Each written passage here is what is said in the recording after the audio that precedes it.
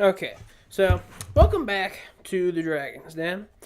I know my voice sounds like crap. I've got bad case allergies, but I figure we do a three things that Apex Legends could do different, or probably change to make the game a little bit better.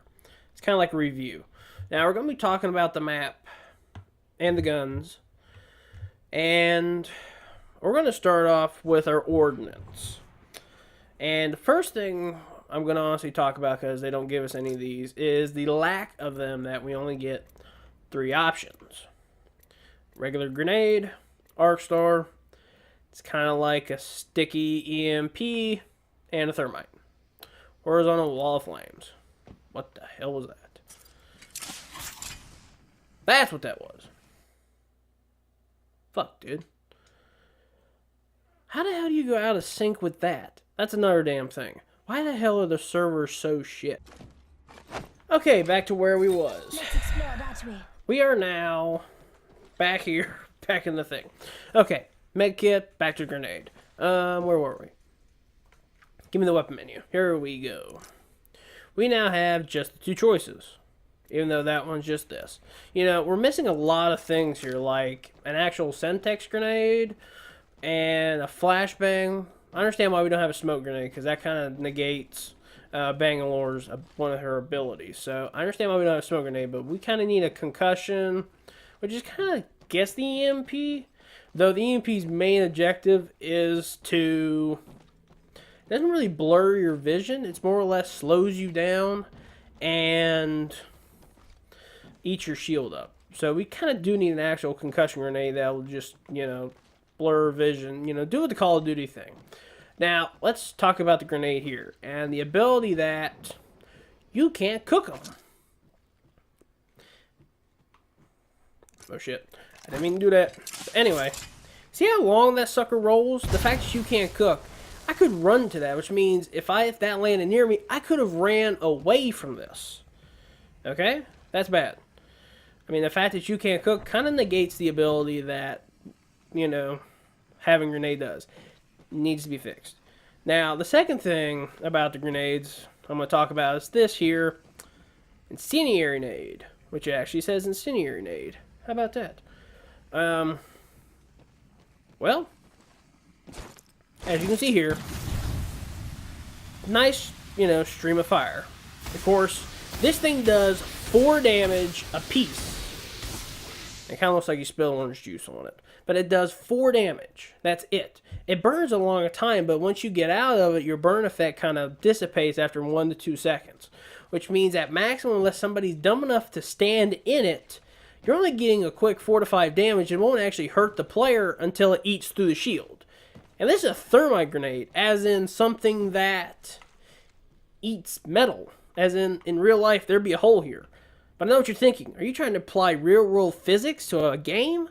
Work with me here on this. I mean, it makes sense. So, I mean, with all honesty, maybe 25 damage, 20 to 25 would make a lot more sense, considering it's a thermite and not a match or lighter. Just saying. Okay, so, and the number 3 thing we're going to try to do here is, I've already got it, this one. And give me this one. Don't need you anymore, buddy. Thank you for your help. You can go ahead and go away. Alright. Now, the reason I have these two right here is I'm going to use these to demonstrate what I'm going to do. Now, these are LMGs, which you know this. Awkward pause. But I'm going to talk about the handling versus ammo consumption. Like, there's 3 key things here that Apex really kind of miss with this game for right now, is the differentiations in the guns and how they handle. Now, these are kind of, I mean, you still aim pretty good even though it's an LMG. Aim down the sights, you're, still kind of slow. Not as fast as you would be if, I'm actually going to go ahead and get rid of my devotion. Pick this up real fast. I'll get it in a second. You kind of aim the same, if you honestly, like, it's the same speed. Go ahead and give me this. Maybe this will be different. That's a little bit faster, I think. Give me this. No, it's the same speed. You have this giant LMG versus this little submachine gun. It moves the same. Everything moves the same. Now, a lot of you are going, well, what in the world does that even have to do with anything? It's how the gun, it's a big gun. It should be slower. But in this case, this gun fires faster. Even though it's big, it fires very fast once it spins up. It's electrical. Hold on with me for a second. Now let's go to this one real fast. You get what I'm seeing here? You kind of get your rainbow effect. Rambo, not rainbow. Get your Rambo effect. I think I'm saying that right. I think it's my allergies that are screwing me up here. But anyway, with this, you get, decent damage, 36 apiece, or like 36 for a headshot. That's a little high. Try it again. So you get 36, 18 at the bottom. Alright, so it's a half. But for this, extreme fire rate, once it speeds up, 17, 34. Times it by 2. So literally there's 1 to 2 point hits difference between the two guns. Different clip size, obviously. One can be changed, the other cannot, because the other one, you get faster damage and it becomes easier to handle once it's done. This gun, it stays the same. The recoil sits still. Now, the reason I'm saying this behind is, we don't have a lot of gun options. You sit there and say this, you got a whole field of decent-sized weapons. Specialties down here, shotguns, your light ammo consumptions, your heavies, and your energy. Which is a decent amount, but if you think about the spread of this, they kind of messed it up, considering that the G7 Scout is nothing more than a MS-16 or an M1 carbine, is honestly what this gun is. And they have it set to a sniper rifle. It's a fast-firing semi-auto assault rifle. One of these thingies. That's an AK-47. It literally took me forever to realize they just moved the clip from there to make it not an AK. I'm dumb. But it sits here and uses light ammo, which, considering it's not going to use a heavy gun, not even the real-world version of it uses that. Got a SCAR, a burst rifle P90, the longbow, which is the most inaccurate gun ever, a high-powered revolver. That is I want to say it's a 38 special, because if you come down here, give me this real fast. Give me the animation. Give me the animation. Just look. Just watch. Just look at this. Wait. Look at the clip size. That's a 45 caliber. This is a 45 caliber pistol. All right, this is a full auto 45. The equivalent to a Desert Eagle, I might add. And it takes light rounds. We run over here and we have, which, to get a load of this shit, they've now taken the revolver and dropped it to 4. Decent ass damage. Decent ass damage. Oh yes. Oh yeah. Very accurate. Nicely done. Get a 45 out. Get a load of this. 45 caliber, right? One shot. 11. 11. 16. No reserve ammo. Just to make sure. Yep, that's all we're getting out of it. Kind of concerned here that they dropped the revolver, which I want to say is like a 38 special. The one I'm going to say is like a snub-nosed 38 special. It's not a deagle, considering the damage it does. But considering that the 45 is in the name and actually throws a 45 caliber round, shouldn't that be a heavy? I would consider a 45 caliber a heavy. I would.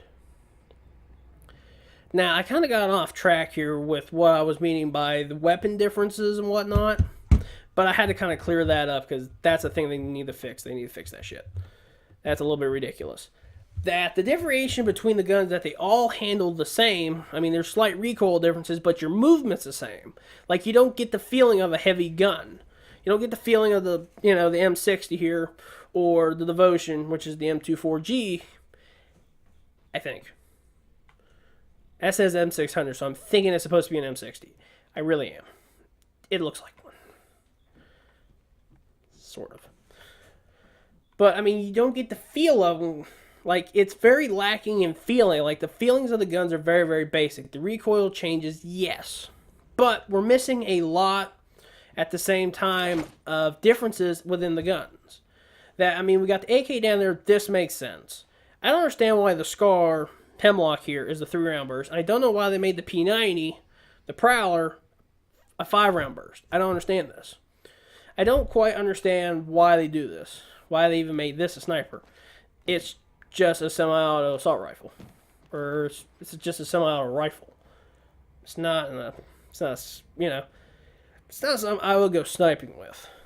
It's good for close quarters, sneaking in and out of buildings because it's supposed to have great maneuverability, which it really does. It's good for close quarters maneuverability. So it ought to be getting like red dots and whatnot, not sniper scopes. Just hear me with this. But I'm just saying, when they need to add more guns, they need to make the varieties and the 3 things they really need to focus on is weapon, ammo consumption, damage, and maneuverability. Now, the maneuverability is like the heaviness I'm talking about. That, if we can take an LMG, say they need to make an LMG for the light ammo, how would they code it? Or how would they make it feel? Well, it could use light ammo. You could trade your damage for your fire rate. Have a slightly slower gun with higher damage, kind of like what they did here. Faster fire, but it's only a 1-point difference. 1 point at the start, and it's a 2-point for the headshot. Versus heavy, versus a little bit of fire. That 1 to 2 point difference is very insignificant. Now, to a gamer, it's like, well, look at that stat. I'm just, you know what I'm saying? You're like, it's not there. Kind of ranting again. Nah. But, honestly, that's just what they need to do is kind of, look at that. I think if they made guns like that, use those 3 things, I think the guns would have a lot better feel and would probably do a lot better when they start making them. So, any of the guns could use any of the things, but I'm just saying, would you trade, it made the game more interesting. Would you trade, would you trade fire rate for damage or damage for maneuverability, getting in and out of buildings quicker? Those are the things you need to kind of think of, or I would think of at least. Now, let's get to the map. This is kind of like the third thing here, is that we just need more of the map. We need new one. They need to kind of do like PUBG does and just release a new map. It's a decent-sized map. We got mountains over here and Cascades, and then we have a desert. So we got desert through here, mountains through here. But as far as having a thick, lush forest, something like Endor or whatnot to be fighting through, that's really kind of missing. It's kind of like giant open grass fields.